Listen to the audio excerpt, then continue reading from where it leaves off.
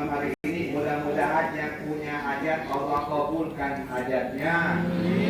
Yang punya urusan Allah mudahkan urusannya. Yang duitnya sedikit Allah banyakkan duitnya. Allah banyakin duitnya. Kalau bahasa Arab duit itu fulus, ya. Allah banyakin fulus. Kalau bahasa ini apa bahasa duit? Hah? Kepeng. Apa itu? Kalau saya ini Pak Bu baru pertama kali ke daerah Sumatera Utara ini. Ya, jadi belum paham betul bahasa-bahasanya, baru bisa pahamnya ulu-ulu aja. Ulu-ulu sudah bisa tahunya. Makanya harus bisa rasanya, Masya Allah. Dan luar biasa bahasa yang saya menurutmu ya bahasa dia. Bahasa Sumatera Utara ini, Masya Allah, enak dengarnya ya. Apalagi yang ramah dari kecil itu enak, Masya Allah ya. Dan yang suaranya bagus-bagus juga ya, Masya Allah. Alhamdulillah. Bapak ibu-ibu yang nama kepada Allah Subhanahu wa taala, alhamdulillah pertama-tama marilah kita bersyukur kepada Allah Subhanahu wa taala atas nikmat yang Allah berikan kepada kita, nikmat iman, nikmat Islam dan juga nikmat kesehatan. Sehingga pada malam hari ini kita bisa berkumpul di tempat ini merayakan daripada maulidnya Nabi Muhammad sallallahu alaihi wasallam. Tadi semua kita mendengar bagaimana tentang keagungan daripada Nabi Muhammad SAW, didengarkan daripada dari ciri-ciri kita tadi tentang bagaimana kemuliaan daripada Rasulullah, bagaimana keutamaan daripada merayakan Maulid Nabi Muhammad SAW. Kita mengadakan Maulid ini agar kita ini bergembira, Pak, agar kita ini senang dengan kelahirannya Rasulullah. Karena Allah yang perintahkan kita untuk gembira dengan kelahirannya Rasulullah. Allah perintahkan dalam Quran, "Qul bi fadlillahi wa bi rahmatihi fa bidzalika falyafrahu wa khairum mimma yajma'un."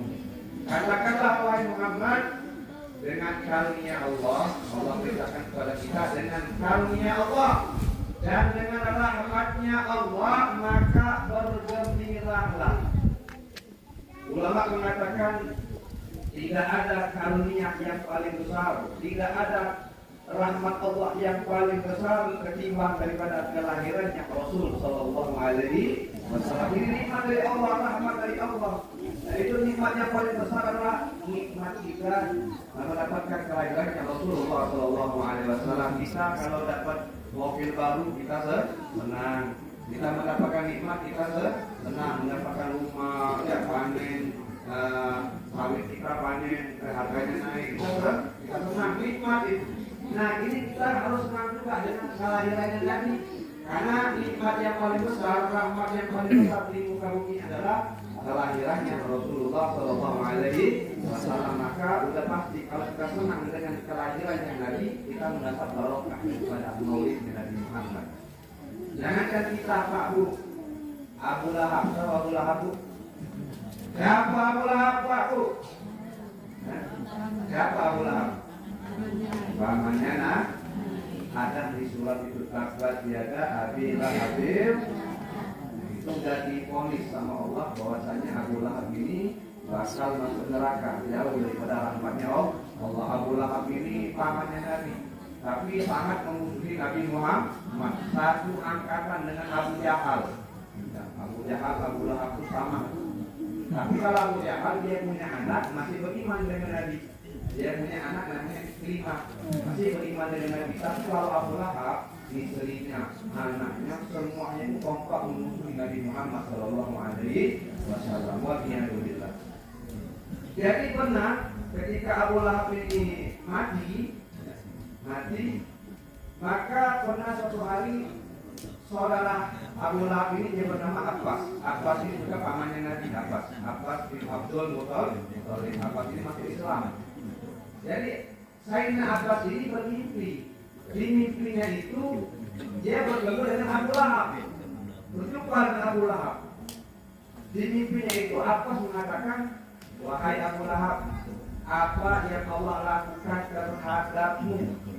Maka Abu Lahab mengatakan, aku disiksa oleh Allah. Akan tetapi kata Abu Lahab, aku mendapatkan keringanan azab dari Allah. Setiap hari Senin, aku mendapatkan keringanan dari Allah. Kenapa mendapat keringanan azab? Karena Abu Lahab mengatakan, karena aku bergembira dengan kelahirannya Muhammad. Ketika Nabi Muhammad dilahirkan, Abu Lahab itu senang. Ketika dia mendapat kabar bahwasanya Muhammad dilahirkan, dia senang, sehingga dia membebaskan budaknya yang bernama Thuwaibah. Nah, Thuwaibah inilah yang menyusui Nabi Muhammad. Makanya karena Abu Lahab senang dengan kelahirannya Nabi, maka Abu Lahab mendapatkan keringanan azab dari Allah. Ini Abu Lahab mendapatkan rahmat dari Allah karena senang dengan kelahirannya Nabi. Nah, begitu juga kita sebagai orang mukmin, bagaimana kita sebagai orang mukmin sudah pasti kita mendapatkan rahmat dari Allah apabila kita senang dengan kelahirannya Nabi Muhammad. Dan di antara keutamaan waktu orang yang mengadakan maulid, alhamdulillah di desa kita ini masih istiqomah mengadakan maulid Nabi. Ini harus teruskan, ada seperti ini, amalan-amalan seperti ini kita harus teruskan ya, kepada generasi setelahnya. Jadi di antara keutamaan daripada orang yang mengadakan daripada maulid Nabi, sebagaimana ulama mengatakan, man hajma'a diqira'atil maulid ikhwanan wa akhlaq makanan wa hayya ta'aman wa amila ihsanan wa hadallahu yawmal qiyamah ma'al anbiya wa syuhada wa sholihin. Barang siapa yang mengumpulkan saudara-saudaranya untuk membaca maulid, untuk mengadakan maulid Nabi, dan dia menyediakan tempat, kemudian menyiapkan makanan dan mengadakan hal-hal yang baik, maka Allah akan utus dia nanti di hari kiamat bersama para ulama, bersama para nabi, dan bersama orang-orang soleh. Ini di antara keutamaan kita mengadakan maulid Nabi Muhammad Sallallahu Alaihi Wasallam. Kemudian Pak Bu, di antara hikmah kita mengadakan maulid ini agar kita ini kenal dengan Nabi Muhammad. Dan di antara hikmah kita mengadakan maulid ini agar kita cinta dengan Nabi Muhammad, agar rasa cinta kita bertambah dengan Nabi Muhammad. Karena di zaman kita sekarang ini banyak orang yang mengaku menjadi umat Nabi, tapi hatinya kosong dari cinta dengan Nabi. Kalau hati kita kosong dari cinta, dari mahabbah dengan Nabi Muhammad, maka hati kita akan diisi dengan cinta kepada selain Nabi Muhammad. Kalau hati kita ini kosong dari cinta dengan Nabi Muhammad, maka hati kita akan diisi dengan cinta selain Nabi Muhammad.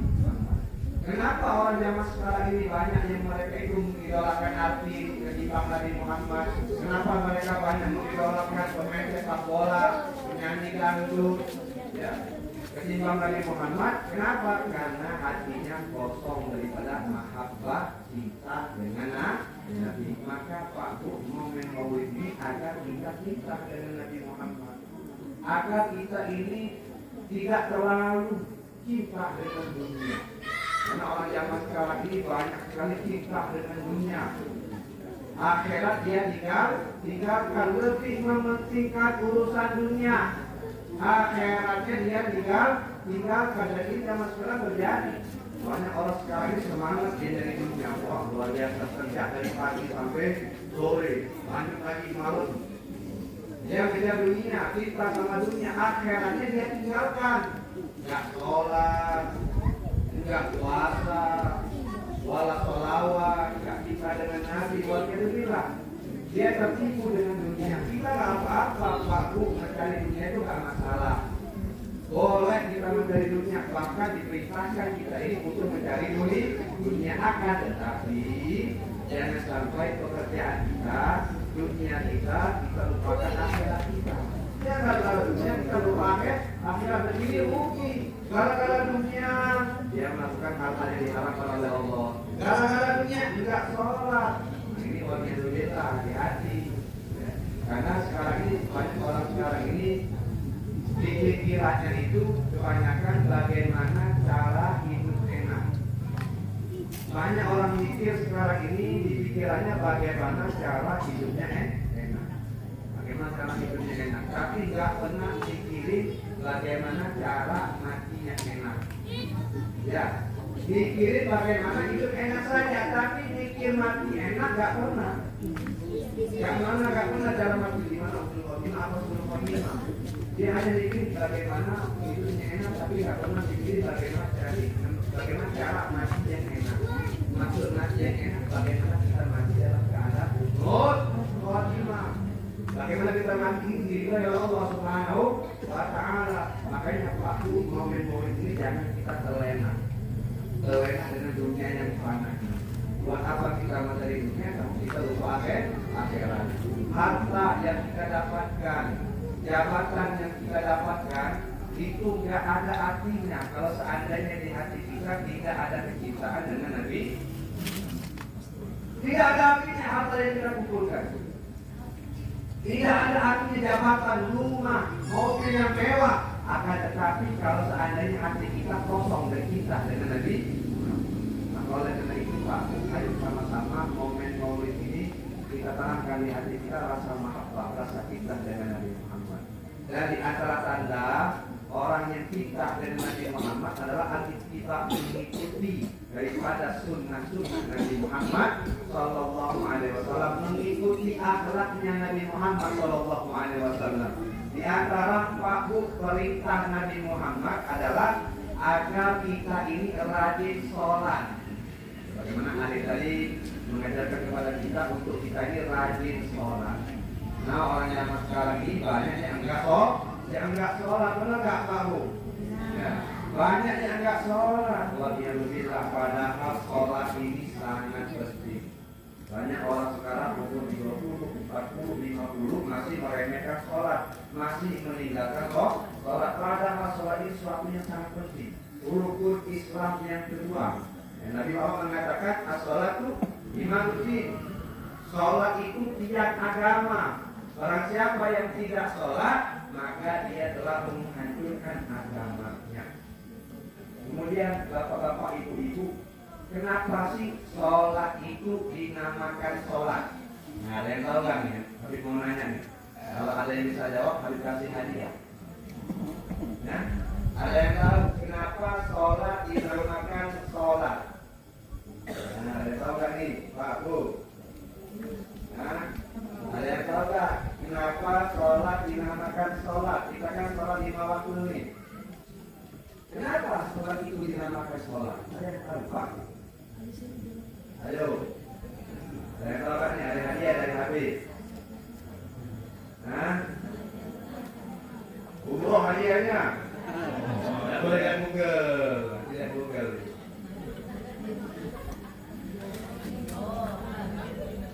Dan kalau 1, 2, 3, 4, 5 nggak jadi umroh.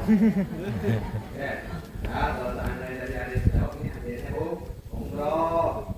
Ya, jadi Habib jawab. Kenapa sholat itu dinamakan sholat? Jadi kita ngaji dulu.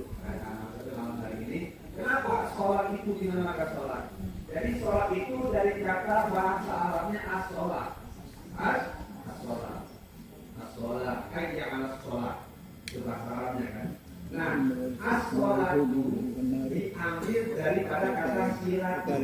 As-sholat itu asal katanya adalah silatun. Silatun itu artinya penghubung. Bahasa Arab penghubung, makanya kabel. Bahasa Arab kabel itu silatun. Kenapa? Karena dia penghubung antara lampu dengan saklar. Makanya kabel itu bahasa Arabnya silatun, penghubung. Di silatun itu artinya penghubung. Makanya ada istilah menyambung tali silaturahim. Menyambung rohim. Kenapa Pak sholat itu dinamakan sholat? Karena sholat itu penghubung antara seorang hamba dan Tuhannya. Sholat itu penghubung antara seorang hamba dan Tuhannya.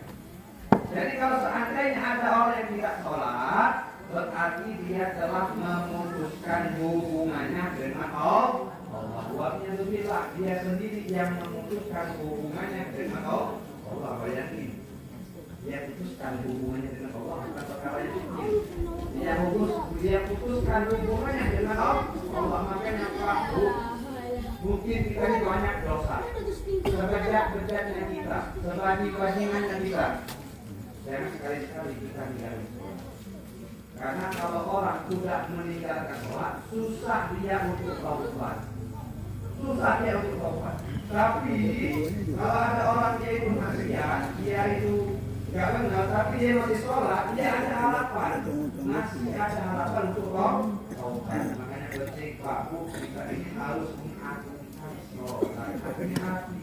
Jangan sampai ada di antara kita, keluarga kita, istri kita yang meninggalkan sholat karena dosanya besar meninggalkan sholat ini. Sangat besar meninggalkan sholat ini. Bahkan dikatakan bahwasanya sholat itu kan Allah perintahkan di langit. Kalau ibadah-ibadah yang lain, zakat, puasa, itu Allah perintahkan di bumi. Lewat para malaikat Jibril. Tapi kalau sholat Pak Bu, kalau sholat ini nggak pakai perantara malaikat Jibril. Dan Allah perintahkan sholat itu di langit langsung. Allah perintahkan tanpa perantara. Artinya sholat ini perkara yang luar biasa. Meninggalkan sholat bukan hal yang remeh. Dosanya sangat besar. Bahkan dikatakan oleh ulama, dosa meninggalkan sholat itu lebih besar daripada orang yang berzina. Ya. Orang yang meninggalkan sholat itu dosanya lebih besar daripada orang yang berzina. Orang yang minum minuman, orang yang berjudi. Mana yang besar dosanya? Orang yang meninggalkan sholat. Kita ini kan Bu, Pak, kalau melihat orang ada yang zina, kita kan jijik. Ada orang korupsi, kita jijik, nggak senang kita. Ada orang mabuk kan kita nggak senang. Terkadang di rumah kita ada orang yang nggak sholat, kita biasa-biasa saja. Padahal orang yang tidak sholat itu lebih parah dosanya, lebih besar dosanya daripada orang yang berzina, daripada orang yang mabuk. Sehingga pernah dikatakan bahwasanya di zaman Nabi Musa, di zaman Nabi Musa didatangi oleh seorang perempuan, dan perempuan ini mengatakan kepada Nabi Musa, wahai Musa, tolong kau doakan aku agar Allah ampuni dosa. Kemudian Nabi Musa bertanya, dosa apa yang kau lakukan? Wahai Nabi Allah Musa, aku telah berzina. Aku berzina, kemudian aku hamil, melahirkan, dan anakku itu aku bunuh. Sudah zina, anak aku zina yang dibunuh. Kemudian Nabi Musa mengatakan, pergi engkau dari sini. Keluar engkau dari sini, jangan sampai gara-gara engkau ada Allah. Maka perempuan ini pun menangis meninggalkan Nabi Musa. Kemudian Allah menegur Nabi Musa. Allah tegur Nabi Musa, wahai Musa, kenapa engkau menolak orang yang bertobat kepadaku? Tahukah engkau wahai Musa, ada yang lebih parah dari dia? Ada yang lebih hina dari dia? Siapa itu ya Allah? Orang yang meninggalkan sholat dalam keadaan sengaja. Walhamdulillah. Orang yang meninggalkan sholat itu lebih parah daripada orang yang berzina kemudian membunuh anaknya. Makanya hati-hati Pak Bu, jangan sampai kita tinggali sholat. Tanamkan Pak Bu di hati anak kita dari kecil Bu. Dari kecil ajarkan anak kita untuk sholat. Ajarkan bagaimana pentingnya sholat. Kenapa orang zaman sekarang ini banyak umur 30, 40, 50 masih tinggal di sholat? Kenapa? Karena mungkin dari kecil nggak dididik sama ayahnya, nggak diperintahkan untuk sholat, nggak diajarkan tentang pentingnya sholat, tentang agungnya sholat. Sehingga kita harus memperhatikan itu. Nabi Muhammad mengatakan, ajarilah anak kalian untuk sholat ketika umur 7 tahun. Nabi ajarkan kepada kita, ketika anak kita berumur 7 tahun, ajari tentang sholat. Dan juga di antara bahaya orang yang tinggal di sholat adalah orang yang sering meninggalkan sholat. Allah cabut cahaya yang ada di wajahnya. Orang yang sering meninggalkan sholat itu Pak Bu, cahaya yang ada di wajahnya itu Allah cabut. Jadi kalau orang sholat itu gak enak. Kalau orang sholat, orang yang tahu orang yang sholat atau tidak sholat. Tapi orang yang tidak sholat itu Allah cabut cahaya yang ada pada wajahnya. Kemudian orang yang sering meninggalkan sholat, Allah cabut keberkahan umurnya. Gak ada keberkahannya. Hartanya tidak berkah, keluarganya tidak berkah. Kalau orang yang sering meninggalkan sholat, banyak masalahnya. Mungkin dohirnya dia banyak harta dia, kebunnya banyak, tapi mungkin dia yang meninggalkan sholat. Mungkin dohir enak, tapi hatinya sempit, banyak masalahnya. Di keluarganya ada masalah, hatinya tidak tenang. Kenapa? Karena dia tidak sholat. Kenapa? Karena dia yang memutuskan hukumnya dengan Allah. Kemudian orang yang meninggalkan sholat juga Allah adab sebelum di akhirat. Tadi Allah cabut keberkahan hidupnya. Kemudian setiap doa yang dia doakan tidak dikabulkan oleh Allah Subhanahu wa Ta'ala. Kemudian setiap amal yang dia amalkan tidak diterima oleh Allah. Mau dia sedekahnya banyak, mau dia bangun masjidnya banyak, tapi dia masih meninggalkan sholat, percuma. Amalnya tidak diterima oleh Allah. Kenapa? Karena sholat ini iman lebih. Sholat adalah pokok yang agama. Nah, sehingga dikatakan Pak Bu, ada cerita, ini ceritanya nyata. Jadi ada seorang adik beradik. Ada seorang kakak yang punya adik. Jadi adiknya ini meninggal. Kalau dia punya adik meninggal, maka si kakak ini pun dia yang menguburkan adiknya. Dia turun ke lahat, ya, dia yang menguburkan adiknya.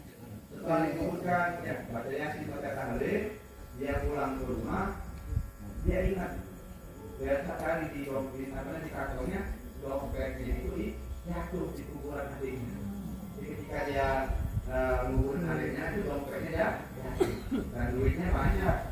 Ya, duitnya banyak. Kalau dulu kan kaki dinar, mungkin hampir 10 dinar kan banyak. Kalau sedikit ya nggak masalah. Ini kan banyak ya, duitnya itu bisa puluhan juta. Kalau sekarang ini, kalau cuma 100.000 ya biarin kan. Ini kan sayang, duitnya banyak ya. Jadi mau diambil sama dia. Jadi kan dompetnya diambil di kuburan, dia mau gali lagi kuburan adiknya. Kan boleh kita menggali kuburan itu, tak boleh sebenarnya. Tapi ada beberapa alasan boleh kita menggali kuburan. Di antaranya kalau seandainya ada harta kita yang jatuh di situ, boleh kita gali lagi kuburan tadi. Jadi digali sama kakaknya ini, ketika digali keluar api dari kuburan adik. Keluar api, kaget ya kakaknya ini. Kaget, keluar api daripada kuburan adiknya. Kemudian dia pulang ke rumah, nanya sama ibunya. Ibu, dosa apa yang dilakukan sama adik? Sehingga keluar api daripada kuburannya. Maka ibunya mengatakan, adik itu orang baik, tapi dia kadang-kadang dia mengakhirkan sholat daripada waktunya. Bukan sholat, tapi mengakhirkan sholat daripada waktunya. Sholat subuhnya jam 7. Ada hadis ini yang sholat subuhnya kesiangan. Jadi mengakhirkan sholat daripada waktu. Bukan sholat, dia mengakhirkan sholat daripada waktunya. Sholat subuhnya jam 7 dan 8. Sholat subuhnya di waktu asar. Ini seperti ini keadaannya. Bagaimana keadaan orang yang meninggalkan sholat? Sehingga dikatakan oleh ulama, kalau seandainya di satu rumah ada orang yang tidak sholat, maka malaikat rahmat tidak turun di tempat itu. Ada satu tempat, satu rumah, ada satu orang yang tidak sholat, malaikat rahmat tidak turun di tempat itu. Artinya apa? Rumah itu tidak ada rohaninya, bawaannya panas. Jadi malaikat rahmat tidak turun di tempat itu, tapi kalau malaikat mau tetap turun. Ya, yang tidak turun itu malaikat rahmat. Kalau malaikat Jibril, malaikat Jibril tetap turun. Jadi ini makhluk pentingnya sholat. Jadi momen daripada maulid ini agar kita bisa menjaga sholat, ajarkan anak-anak kita untuk sholat.